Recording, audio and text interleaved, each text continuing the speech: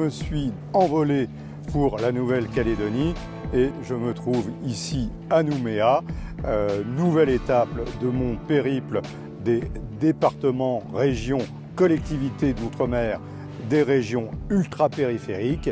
Mais ici, la particularité est que la Nouvelle-Calédonie est un territoire français qui ne dépend pas de l'Union européenne. Nous passons plusieurs jours ici, accompagnés de mes collègues Philippe Olivier et Sébastien Chenu, pour savoir ce qu'il en est de l'évolution statutaire et savoir de quelle façon on pourrait associer ou non la Calédonie à l'Union européenne. Les accords de Matignon de 88 et l'accord de Nouméa de 98 conféraient un bon nombre de transferts de compétences de l'État vers le territoire de Nouvelle-Calédonie.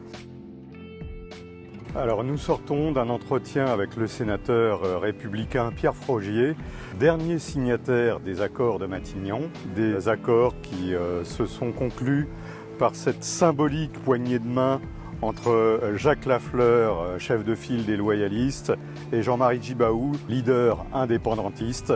Pour la première fois, ces deux communautés ont accepté de se parler, de dialoguer, de négocier pour arriver à une situation qui a débouché sur une période de 30 ans de paix, une paix qui se maintient jusqu'à maintenant. Et l'enjeu aujourd'hui est de trouver un nouveau statut pour ce territoire de la France du Pacifique. Monsieur le Président, ça va? André Rouget, Monsieur le Président. Ah, Monsieur Rouget, ça va? Nous avons rencontré pléthore d'acteurs locaux, aussi bien politiques qu'institutionnels que du monde économique, représentants des groupes politiques, le haut-commissaire, le président du Congrès de Nouvelle-Calédonie, de tendance indépendantiste du FLNKS, la Chambre de commerce de Nouvelle-Calédonie, chef d'entreprise, la CPME, des représentants du monde du tourisme. Et les premières conclusions à tirer, c'est que la Nouvelle-Calédonie a besoin d'une vision pour les 50 prochaines années. Une vision statutaire adossée à une vision de développement économique qui fera que tous les Calédoniens, quelle que soit leur origine, y trouvent un projet rassembleur, réunificateur, gagnant-gagnant. Monsieur André Rouget, merci d'être passé sur les ondes de Radio Jido. Marine Le Pen a prévu de faire un grand ministère d'État de la France d'Outre-mer, une grande loi de programmation pour l'Outre-mer. Parce que ce dont a besoin la France d'Outre-mer en général et la Calédonie en particulier, c'est d'avoir une feuille de route, d'avoir une visibilité, une vision et de savoir où nous allons tous ensemble pour les 15, 20, 30 ans à venir.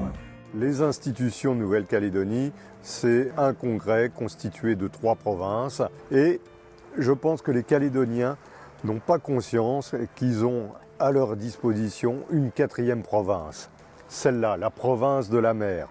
Aucun projet tourné vers l'économie bleue, vers l'étude des fonds sous-marins, alors qu'il regorge de richesses. Ce territoire dispose d'un potentiel exceptionnel, que ce soit le nickel, et nous sommes hier passés devant l'usine de Goro, qui est un site remarquable, mais encore faudrait-il qu'il y ait une véritable politique concertée concernant l'extraction du nickel, la finition des produits, notamment liés à l'inox, et les débouchés économiques. On assiste à des aberrations. Sébastien Chenu nous disait qu'il a dans sa circonscription du Nord, à Denain, des usines fabriquant des batteries pour les voitures électriques qui font venir le nickel de Chine, alors que nous avons du nickel français à disposition. C'est une façon de pratiquer le patriotisme économique qui nous est si cher. Nous avons eu l'occasion de visiter l'Université de Nouvelle-Calédonie qui dispose d'une filière de recherche. Nous avons rencontré des chercheurs très investis dans leur mission de service public et qui bénéficieraient bien de fonds européens.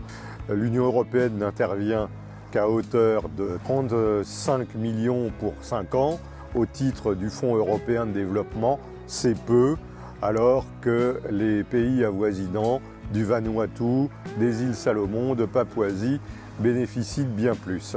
C'est pourquoi, de retour à Bruxelles, je verrai avec les fonctionnaires de la Commission, avec le commissaire Ferreira, dans quelle mesure il est possible d'abonder davantage les fonds en faveur de ce territoire français. Nous sommes ici devant la stèle mémorielle du bataillon du Pacifique. Polynésiens, Calédoniens ont traversé la planète pour aller se battre à Bir Hakeim. Et c'est la raison pour laquelle je n'arrive pas à croire que leurs petits-enfants veuillent se séparer de la France, à laquelle nous sommes tant attachés au Rassemblement national, et l'identité des Français d'origine océanienne contribue à la richesse de l'identité nationale française.